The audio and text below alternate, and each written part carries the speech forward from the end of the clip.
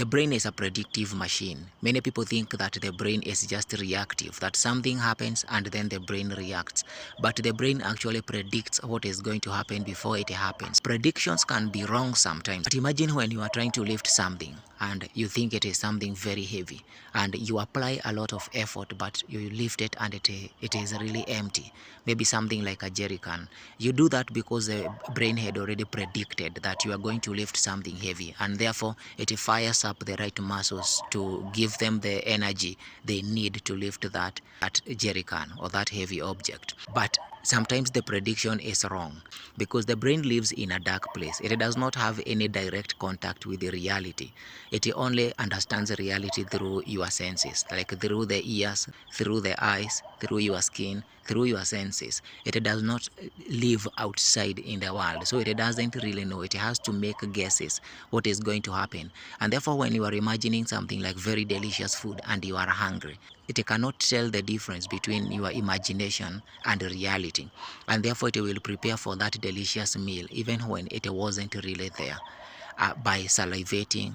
You can also think about when you are going to have an important conversation with someone.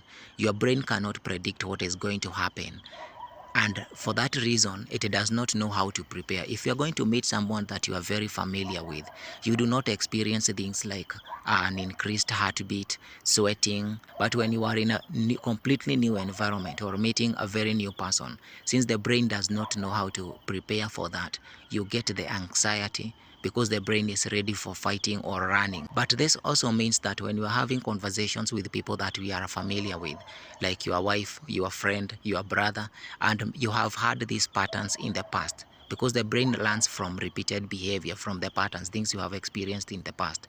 So if you are going to have a conversation with someone and you have already made judgments in your mind that this person is boring, or your brain already predicts that the conversation is going to turn sour, you are going to fight, you should get ready. So you start feeling this anxiety and you are not as calm as maybe you should be, because the brain is ready to fight even when there is no fight really going to happen. And so you become reactive, you are rude, and you lack the awareness necessary to have a conversation with someone.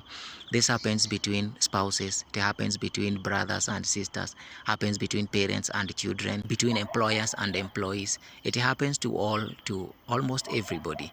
And the trick is to just introduce more awareness into your behavior, to be more mindful. What am I really thinking right now? As we are having this conversation, I can feel that I'm getting irritated, I'm getting frustrated, I'm getting impatient. I can feel these emotions in me, and I can breathe through those emotions. They are not a problem. They are not a big deal. I can breathe through them, and I can choose my words not based on past patterns, but based on increased awareness of the things that I am going to say. Just being aware of the things you are going to say before you say them, and being aware of what you are feeling and how that affects your behavior. It's an important part of having more peace of mind and having better relationships, and overall being a wiser person, because you will be less likely to say things that you will regret later, or do things that you will regret later, because you are not as reactive, you are more aware. See you later.